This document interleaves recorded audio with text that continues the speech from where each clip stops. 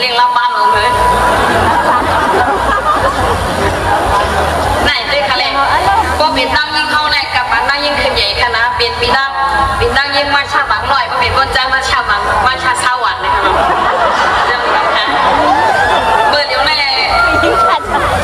เมื่อละปีเมียเงานอกทำไปแบบมาเดี๋ยวกูอยู่ไรไม่หาเลี้ยงอ่ะก็ฮัดชาน้ำปีนั่งลาบ้านเลยไหมปีนั่งลาบ้านเลยก็ยิ่งขาดออกมาชาบังหน่อยก็เป็นก็ใจในชาบังสวรรค์เลยค่ะได้เนื้อส่วนต่อปานด้วยค่ะเนี่ยทำแบบไม่สูงนะคะเนี่ยทางเรียกกันเต็มเลยค่ะน้องเดี๋ยวไว้กันนะ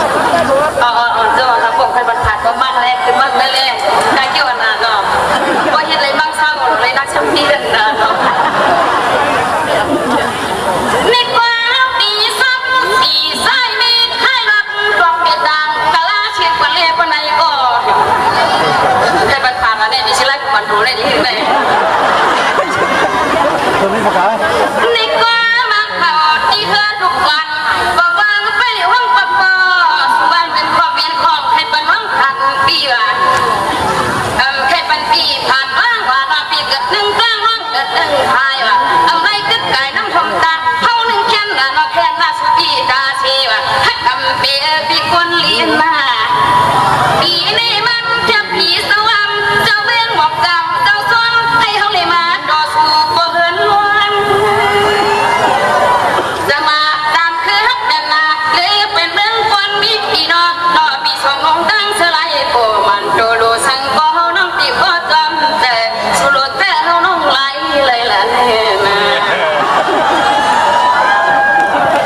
นี่ก็ดีว่าหักกันขึ้นมานี่ก็เป็นว่าทุกข้ามอย่างนาไม่หักกันเต็มจ้าทุกข้ามมาตีไว้ผ่าลาใจเดียวนอปีสองลงตั้งสลายก็มันโดสังก็เจ้าหลักเขาเลยกูกับพาลาห้ำตะลิงากันมาเจ้าหลักมาในไฟก่อนก็เที่ยงคืนหนึ่งเวียวอันใครผ่านวันสุดเศร้าว่าเขาเด็ดตีกลางพายอ่างมือจะว่าอำกว่าอย่าเฮาดีอยากว่าหน้าตาน้องคือในความพิกุดีว่าอำกว่าเอาในกว่าเฮาพี่ที่เพื่ออยู่ทัดว่าเฮาพี่มาแก่นก็เลยเปลี่ยนน้องคำมือคือแต่คือก่อนรอปีคนเสือลายคือปีเฮาตัวก็เท่าก็ตายเอาว่านะจะบอกค่ะจำนวนนับค้าเนาะจะเห็นค่ะเนี่ยซึ่งเขาก็รู้ได้ว่านี่ในปีดอกเขาขาสมึกเยอะไหมเนาะจำนวนนับค้าปาปี้ปาปี้ไปยอมมาจำกันก็อยู่ดีพี่สร้างก็อยู่ดีพี่ขึ้นในนั้นขนาดเนาะไปเจอเขาเนี่ยเต็มพี่เขาพี่ขึ้นที่ก้นพันน้ำแรงขึ้นเนี่ยค่ะยอมพวกเกี้ยงค่ะเนี่ยสลาลัดปากันดาพี่ใส่สลายกุมันโดดานยากันได้หนึ่งวันว่าก็อ่ำซ้ำเกยนับเนี่ยก็สุดไปเฮาฮับตัวในมือส่วนยันพาพงกันแน่ปีอาที่โกดาวอันพี่ปัญญมาเงินไว้สวยมันพี่บางไว้อ่ำห้ามจะห้ามก็สุดไปเฮาโดดถึงระเบิดเลี้ยงไม่ก็จำคือน้ำวันฉันติดต่อแต่แค่นี้ลองฮักแต่ตั้งเพียงมันทำสุดเชียงพอลองตั้งฮักเขามีเชียงจัดได้นี่เนาะแล้วเราสี่ห้าวันก็มันหมดไม่เก่งเว้ยเลยนะนี่ก็ดีจังนะมีคนซื้อไล่อ่ำให้เป็นห้องเว้ยจำคือน้องอ่ำจังวันไผ่ไรชูล่ะไผ่สร้างสมีลูกไผ่ขวาสมีมีมิวจึงเขาเนี่ยจังวันนี่ปากกลางไรแล้วเราปีบอยากจุบอยากยุกในใจเขาดีดีมือแต่ว่าวันควายจะจับบ้านตาตาทางมาไหว้ป่าเขาได้ดีเลยยันพวกคอพวกเลี้ยงดังเฮือเสียลับดีกี้มีคลองน้ำปกเหมือนเมืองฮัดลงที่เมืองพวกองกวางผ่านก็ผ่านเขาคนเดียวเอวมาสวัสดีก็ไม่พอเขาถึงหลักว่าพี่มานั่งไทยหน้าไปไกลเย็นเมียเยอะเช้าวัดเอาไปหันแต่หันพ่อกลมพ่อใส่กาดว่า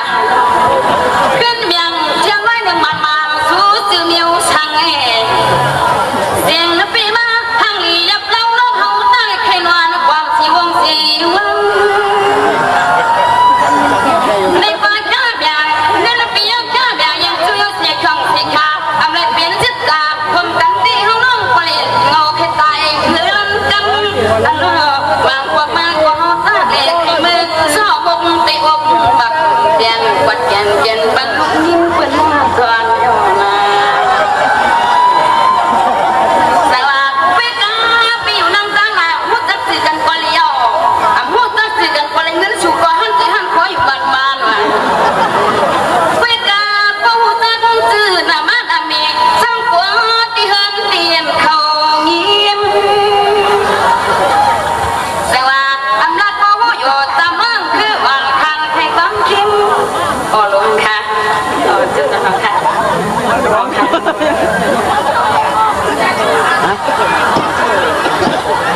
ปีจงเพิ่งใช้เขาเนาะ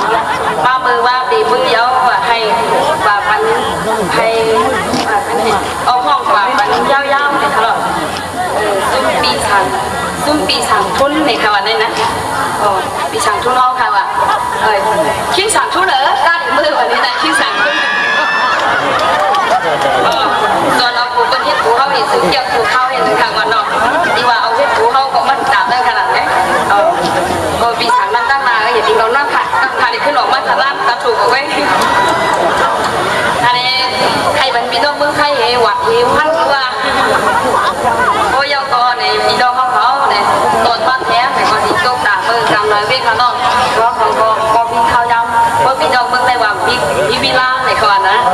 ว่ามีลูกเขาลัดโดกันเบิ่งของพักได้ค่ะพี่สวัสดีกว่าดีชาติวันย้อนจิ้งไว้กันในเบียร์ปีกินอีเบียร์ปีกินเบียร์น้ำลาลาที่อยู่นั่นกลางหน้าคนเฮียนว่าทั้งเด็กเปิดปีแม่ล้มคิดตั้งกรุงหกกลางตาแต่ว่ากวนจำขึ้นน้องอ่ำส้มตั้งมือกว่าเป็นลูกบีนางสู่ปีตันตายในนาแต่ว่านั่นก็หลักว่าสติสตอสภาวะชูปีเป็นที่มักติดตองไม้ยังขลับก็ลูกหมูละเมยตีเขาเนี่ยตีเขาเนี่ยเป็นบิวิลาไหนนะอ๋อบิวิลาค่ะไอ้กินได้เป็นปีน้องมันค่ะขอชิมเป็นปีน้องมันเดี๋ยวน้ำผ้าเดี๋ยวช่วยดับมันคันดีแล้วข้างก่อนซิ่วข้าวหมูทุ่นเลยพี่น้องเมืองไทยบอกมาความสังกัดพูดกันเรื่องขนาดเสียวฮะที่แบบไรที่ว่าเลยเป็นหูใครเป็นวัดเป็นอาตั้งวันดับมันคันดีละก็ลูกหมูละเมื่อเลยก็ห้างวันต้นสัตว์ย้อนสิวข้าวตั้งมือบ้านเลยว่ะใครพอมันกึมสีกำมีนะพอห้างได้แบบมือฮะแน่ไม่มีห้างเอาไว้ว่าหางแดงมือกันด่านี่เลยค่ะพอห้างต้นสัตว์เลยเป็นอันที่บอกว่าล้ำเนาะคุณขาดถามกินแดง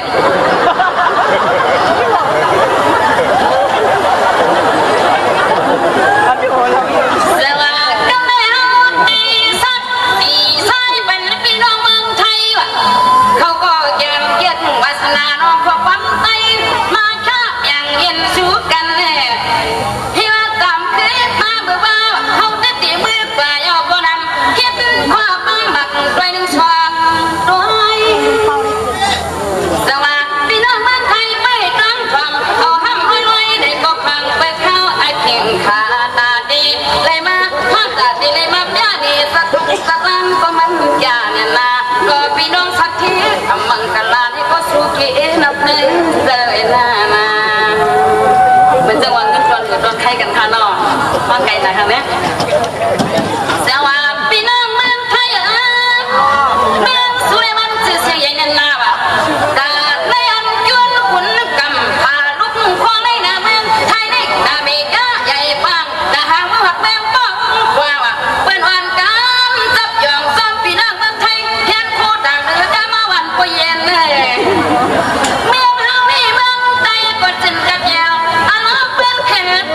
กันมาหนอกพังกันมาทวนเมืองไทย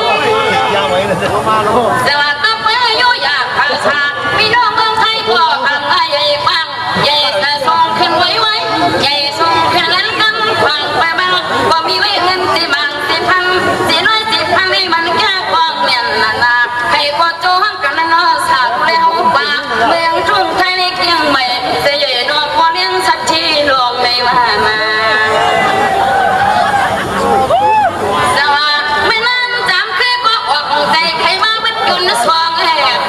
ใครมาเมืองไทยที่ต่างว่าผมยากเรื่องสัตว์ที่ลองมาได้ห้องไปพักตาตวนเมืองไทย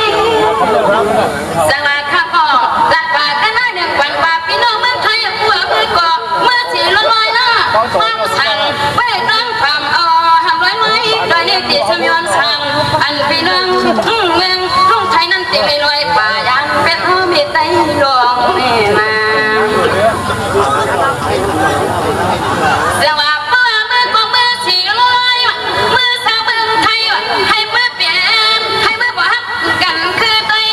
สื่อกันภาษาโยอย่าตุ้มมาไตกันก็อย่าปีเด็กขี้